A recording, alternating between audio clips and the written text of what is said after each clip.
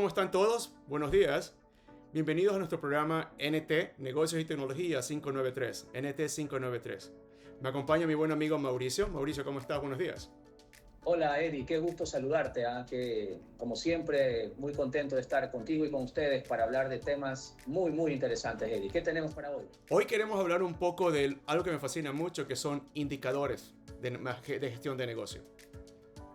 Y la mejor forma de presentarlos es: un negocio es como un auto, prendamos el auto, se prende el panel y vamos a tener todas las variables para poder manejar el auto. Total, Eddie, qué interesante. Mira, en nuestra experiencia tuya y mía como administradores, gerentes, desarrolladores, consultores, es indispensable este tema, ¿no? Porque no podemos mejorar si no medimos. Y es clave, pues, entender qué medir, Eddie, ¿no? Y en tu experiencia, ¿cuáles son esos indicadores que todo empresario debería siempre tener presente en su día a día del negocio? Creo que tú y yo coincidiríamos que es primero las ventas. Toda empresa, no importa si es pequeña o grande, tiene que decidir cuánto quiero vender este año. De alguna manera se hace. Pero estoy seguro que tú estás de acuerdo que enseguida hay otra siguiente variable, que sería ¿cuál tú crees que sería la siguiente variable? Claro, total. Mira, las ventas es indispensable y como hablamos hace algunas ocasiones, ¿no? Queremos poner un negocio, queremos iniciar un proyecto, pero no tenemos idea clara de ese objetivo inicial, ¿no? Que es la cantidad de productos, entender el mercado, Eddie, ¿no? Posiblemente saber con certeza o poder explorar quién es nuestro cliente o quién posiblemente va a ser nuestro cliente. Y no solo eso, el cliente correcto, porque a veces nos desgastamos queriéndole vender algo a alguien que no es nuestro cliente. Y definitivamente el segundo indicador, Eddie, deberían ser, pues, el número, no sé, de la estructura, los costos, ¿no? Habría que ver cuánto es lo que yo estoy dispuesto a invertir, ¿no? Como lo que hablábamos antes entre cámara, decidir cuál es el margen. Así es, correcto. Entonces, en Ecuador, cuéntame un poco, porque obviamente el mercado americano, el mercado ecuatoriano, los márgenes son un poco diferentes. De tu experiencia, ¿cuál es un margen normal en el Ecuador? Para cualquier tipo de negocio, sin depender de la industria. Total, Edith, en el grano le pegaste, ¿no? En el punto. Depende del tipo de negocio, ¿no? No es lo mismo un negocio de distribución, de compra y venta, o un negocio de producción, en donde tú eres el que manufactura, el que produce, ¿no?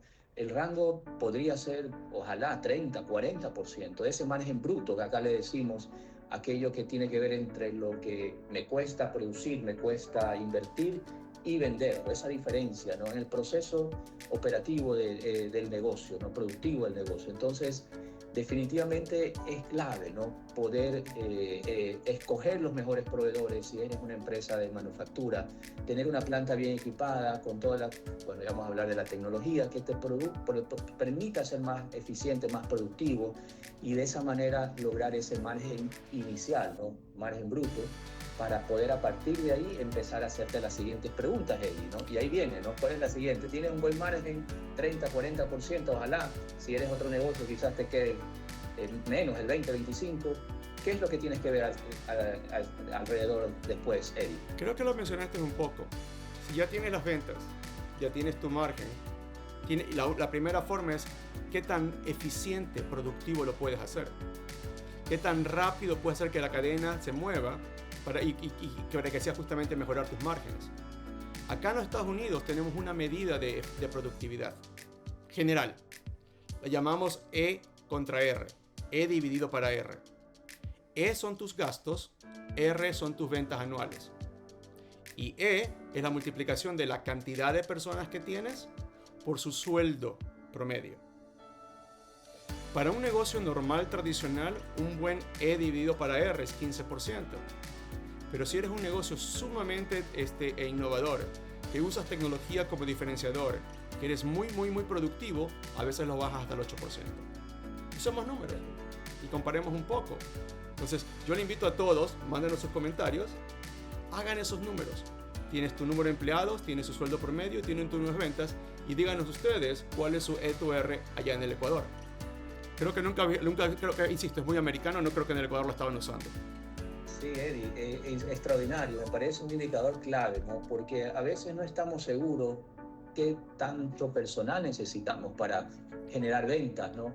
Lo que yo alguna vez sí hice, como yo manejaba tiendas en diferentes industrias, retail, consumo de franquicias internacionales, también en el tema de construcción, un retail muy importante acá en Ecuador, y lo que veíamos era el número de empleados que había en esa tienda sobre las ventas, y hacíamos un ratio, ¿no? Cuánto cada colaborador aportaba a mis ventas, ¿no? Y con nombre y apellido. Entonces, más bien era un indicador de ventas para medir la productividad o la generación de ingresos.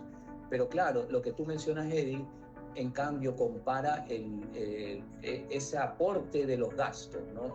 Sobre todo, perdón, de las ventas, pero a nivel ya general, ¿no? De toda la compañía, no solo de la parte comercial, porque a veces no consideramos el aporte, obviamente, de toda la parte administrativa, operativa, ¿no? Y obviamente comercial. Entonces, es interesante ver qué número saldría en Ecuador, Eddie. ¿Qué crees tú? Va a ser bueno porque aquí hay otra variable. La primera es cuántos empleados tienes y obviamente el sueldo promedio de esos empleados. Pero si eres un negocio que se mueve muy rápido y ya es muy eficiente, también puedes subir el sueldo de los empleados.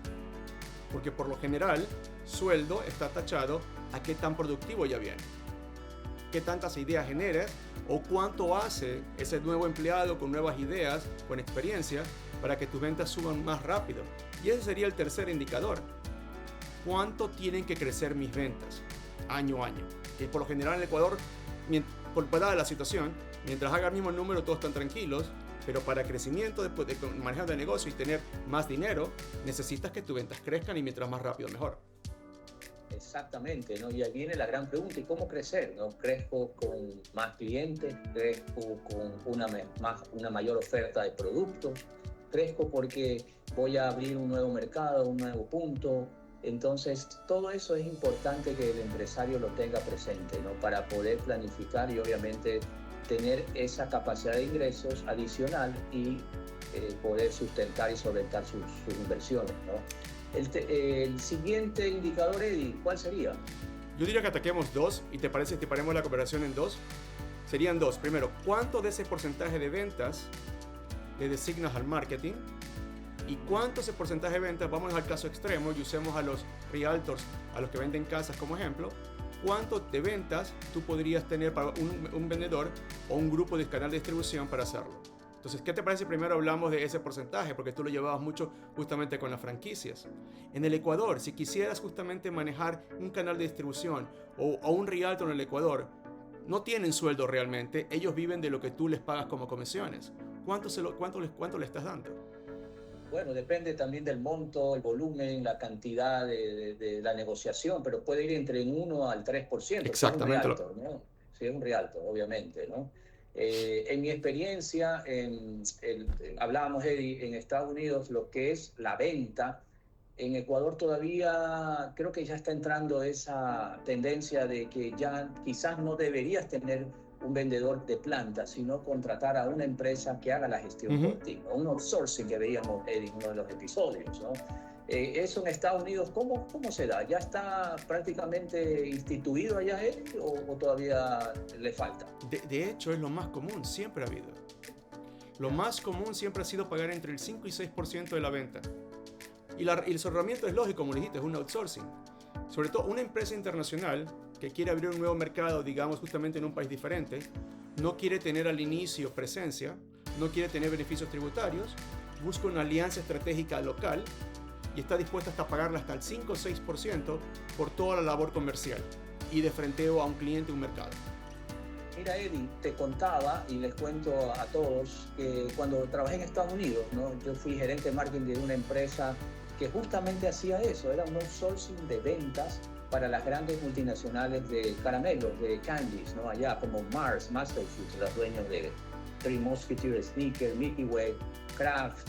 Teníamos un portafolio de unas 20 empresas, pero nos especializábamos en el mercado, en el canal de mercado de las tiendas de conveniencia, las 7-Eleven, las Wawas, Circle K, en todo Estados Unidos. Y adivina qué, Mars, Kraft y todas estas grandes compañías éramos su agente de ventas en el canal de mercado de las tiendas de conveniencia. Y dependiendo de la negociación, nos pagaban 1% si vendíamos productos Mars, que se lograba vender $1 billón al año, versus las compañías que yo representaba, que eran hispanas, como Novamex, Lucas World, compañías de caramelos, que pagaban un 5%, Eddie. Entonces, de esa manera, se especializaba alguien como nosotros para darle un servicio muy bueno, muy productivo y de una manera eficiente.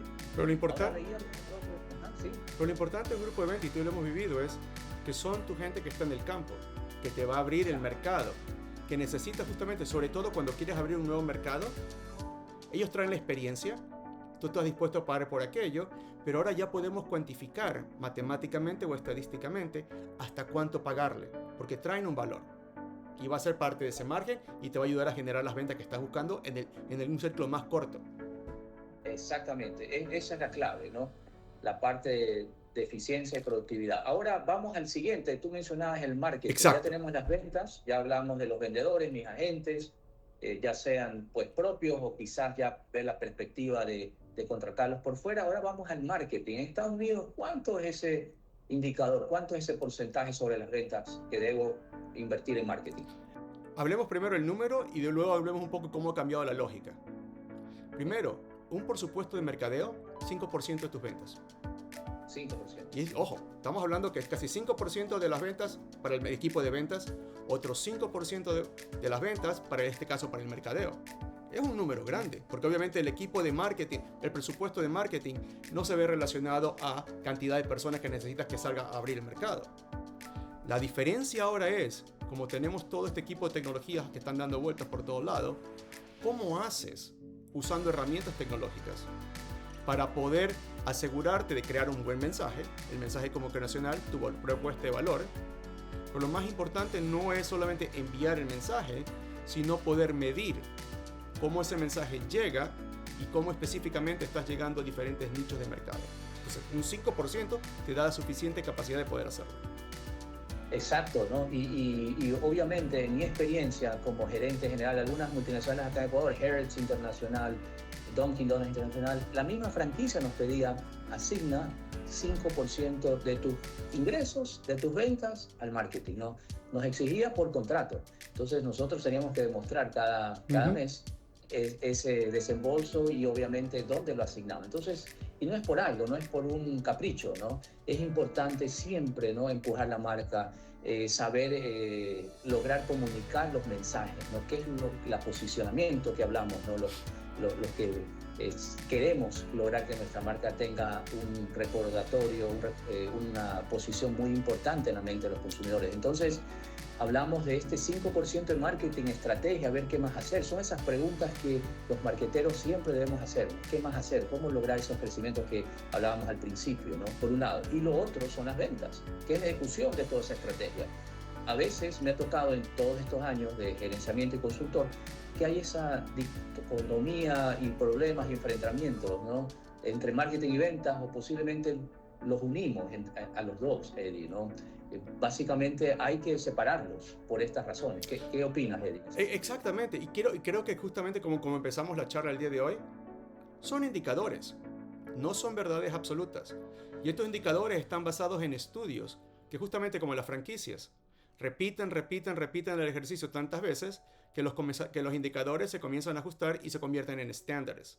Por eso empezábamos hablando que tenías el auto, prendes el auto, tienes los indicadores y te comienzan a decir si estás bien o si estás mal o cuando hay una alarma. Te propongo que hablemos del siguiente, que es justamente tecnología. ¿Cuánto invertir en tecnología? Muy buena pregunta, Eddie, ¿no? ¿Qué recomiendas? ¿Cómo está en Estados Unidos? ¿Cómo debería ser ese indicador? Aunque parezca mentira, también va ligado a cuántas ventas tienes.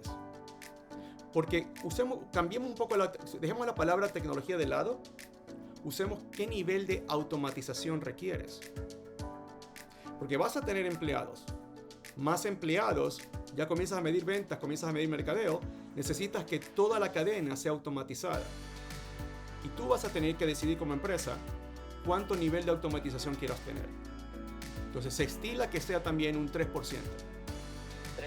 Un 3%, que incluye de todo. Telecomunicaciones, computadoras, lo que se gasta justamente en el Excel, en el PowerPoint, todo ese tipo de herramientas. Y niveles justamente de automatizar. Porque acuérdense, lo importante es ventas qué tan rápido y márgenes. Y eso es lo que nos da la automatización. Sí, claro. Y mira, importante en este recorrido profesional y laboral, siempre es clave saber que toda inversión que tú haces, sea 1, 2, 3, 4, 5%, ¿qué me da a cambio, ¿no? Como empresario, ¿no? ¿Por qué yo estoy asignando esos recursos a estos indicadores, ¿no? o a estos proyectos? Y en el caso de tecnología aérea, a mí al menos, yo siempre he buscado información, una información en tiempo real, una información que me permita tomar decisiones. Y eso, en mi concepto, es la importancia de la tecnología. Obviamente, más allá de las eficiencias que tú mencionas, saber exactamente cuántas personas son adecuadas en mis procesos, ¿no? productivos, comerciales, etcétera.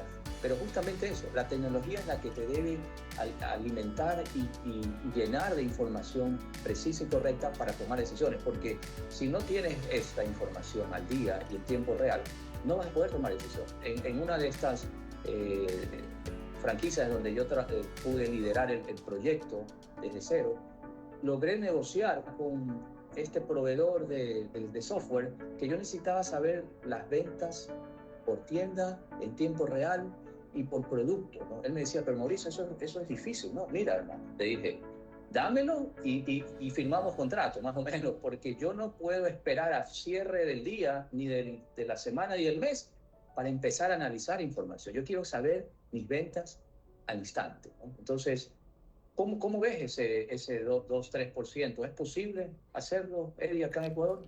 La respuesta es sí, y una vez más, no es lo que se puede o lo no. Ya el mercado lo está haciendo.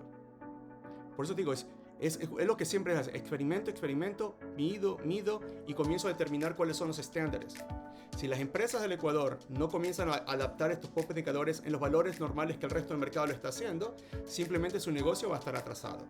Porque lo que dices es correcto. Acceso a datos que se conviertan en información e inteligencia en el momento adecuado te da una ventaja comparativa que la puedes tomar. Y aquí viene tal vez el otro valor, y por eso usé la palabra, en vez de tecnología, usé la palabra automatizar. Ahora sí usemos tecnología, la palabra como tal. Porque si yo le agrego tecnología a mi sistema productivo, que me haga que sea todo más rápido, o que me facilite poder tener nuevos mercados, tiene un valor adicional. Compañías como Microsoft en este rango cambia e invierte 15-20% de sus ventas. Aparte el de automatización. Aparte. 20% de tus ventas para transformar todo tu negocio. Cuestionarte el status quo todos los días. Cómo ser más eficiente, cómo ser más productivo, cómo mejorar todo mi sistema productivo usando tecnología. Increíble, ¿no? O sea, definitivamente podría decirse, justificar por qué es una empresa de tecnología, ¿no? Que para seguir sobreviviendo en este ambiente tan competitivo necesita un enfoque también, ¿no? Al final, ¿no? Si no está fuera del mercado, ¿no? Siempre tienen que estar innovando y creando nuevas formas, ¿no? de estar adelante de la competencia, ¿no? En ese sentido, Eddie, si hacemos la suma y resta, ¿no? Tenemos nuestras ventas, tenemos nuestros costos, nuestro margen, ¿no? bruto. A partir de ahí deducimos todas estas inversiones, ¿no? A mí me gusta llamar inversión más que gasto. Obviamente, contablemente me van a creer que estoy loco, los contadores me van a cuestionar, pero yo sí lo veo con este principio. Lo veo como inversión porque digo, si yo asigno estos valores a mis empleados, asigno estos valores al marketing, asigno estos valores a la parte de vendedores, ¿no? Debería haber una respuesta y un resultado. Bueno, ¿cuál sería entonces al final ese resultado posible en Estados Unidos, el óptimo? ¿Qué espera un inversionista en Estados Unidos que le quede al final? Bueno, hagamos comparaciones, que justamente en todo lado hay bastantes medidas, como decimos, estándares.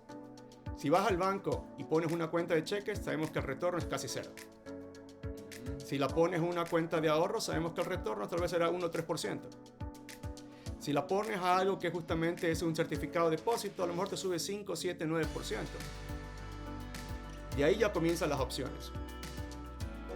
Lo primero es un negocio. Para que un negocio sea una opción viable, tiene que darte, como justamente como decías tú en el Ecuador, de 10% para arriba de promedio. No como excepción, como promedio. Acá en los Estados Unidos buscamos que nos dé el 15 al 20%. Un negocio. La siguiente es invertir en bolsa de valores. Bolsa de valores tú ya buscas que te dé del 20 al 30%. Y así siguen de diferentes tipos de productos financieros.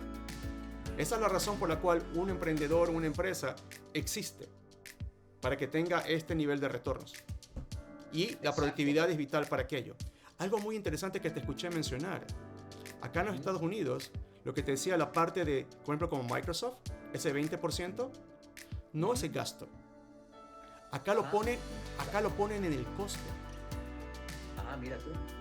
Porque es justamente, porque es parte del proceso productivo.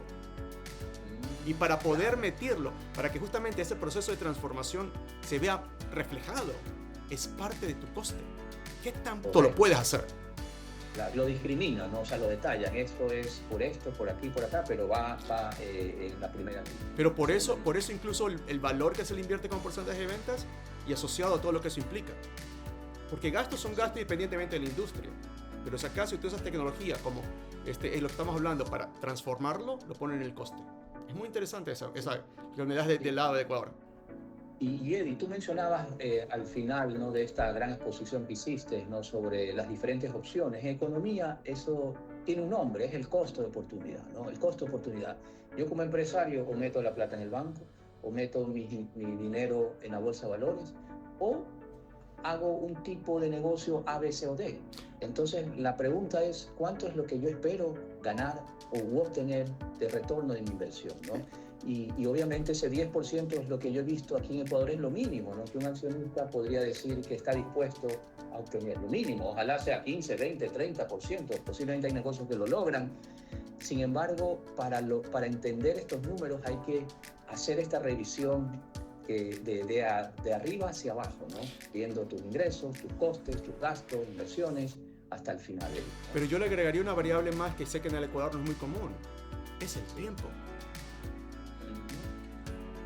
Sobre todo en el mercado de retail, el concepto anual no existe.